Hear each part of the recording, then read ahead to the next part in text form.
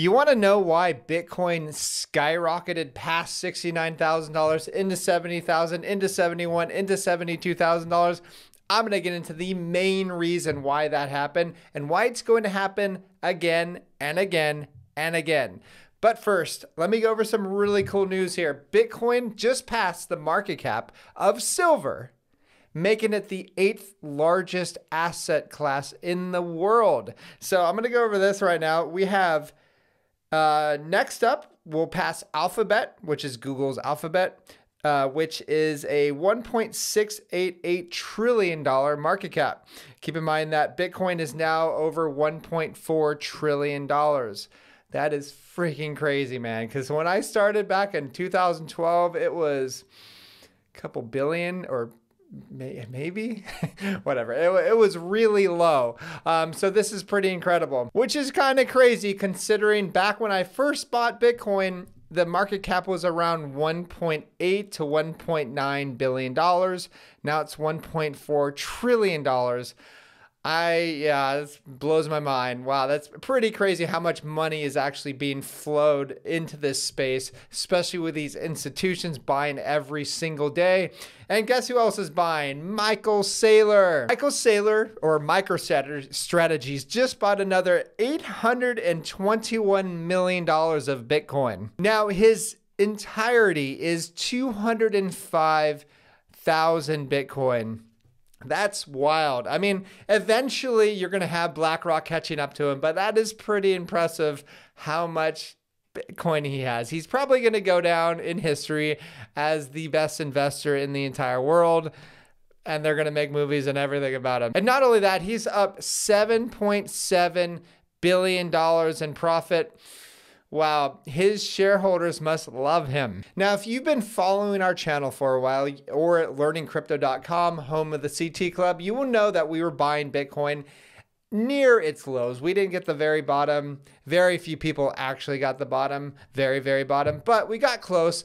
And so I did the calculations right now. So from around 15,900 to 72,000, that is a 352% gain.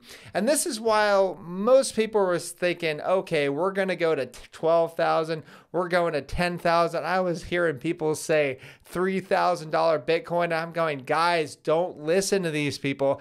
They're crazy. We're not going that low. There's no way. And one of the reasons why I actually knew that we weren't going that low was because the first lending platforms that were going down, like Celsius and BlockFi, we went down a lot. I think it was like 28%. But then we went down from like 22,000 down to, or no, around $19,000 down to around $15,000 or whatever.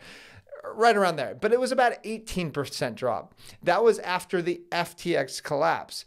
And so there was less of a drop when FTX collapsed, and the FTX collapse was way bigger than anything of the lending platforms.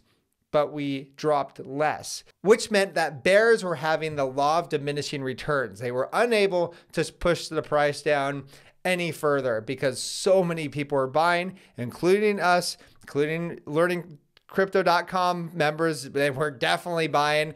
And then we experienced it to around $20,000 and back up again. And also we did ETH. One of the lower buys that we did was about $1,000. Now it's at $4,050, and that increases at 305%.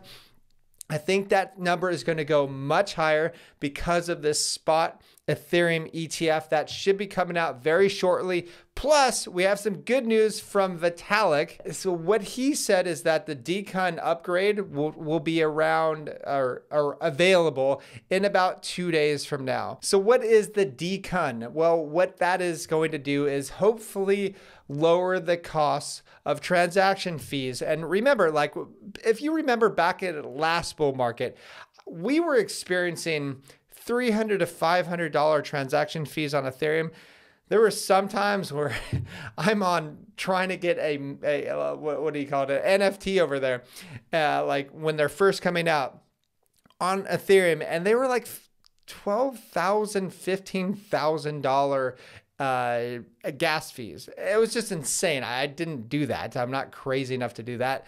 But it just shows you like how many people will be using Ethereum all the time. And regardless of, you may think the prices are high now and that nobody's ever going to use it, but they will use it. This is going to turn into a rich person game unless these transaction fees do drop. Now let's go over the main reason why Bitcoin has gone from $69,000, where it took a couple days, whatever, to get above that, and has blown past 71 to 72, potentially $73,000 pretty soon. So the reason why it's done this, the main reason is because of leverage shorts.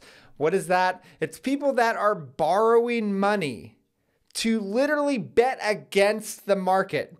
These people are psycho because, you know, we are in a bull market. You have BlackRock buying up the crap out of Bitcoin right now. You have Fidelity doing the same thing. The outflows, or I should say, the amount of selling that GBTC is doing is lessening. Plus, you have the halving coming up next month, and people are betting against the price. It makes no sense, and these people are losing their shirt, all right? I would bet that we have about $1 billion worth of liquidations over the past 24 hours from these shorts getting destroyed. And that is going to happen over and over and over again. This is probably why we are going to blast through, you know, $80,000, $90,000. That's why you have those big giant spikes up, is because people are getting liquidated, which means they are forced to buy Bitcoin, even though they were betting against the very thing that they're forced to buy. It makes no sense that these people would do this. Don't feel bad because it happens over and over again. This is my 4th bull market. This has happened every single time, and they just get obliterated. And it's kind of fun to watch because, I mean, hey, who's not enjoying the price rises? Anyways, that's all I have. Please like and subscribe, and I'll talk to you guys soon. Enjoy the fireworks.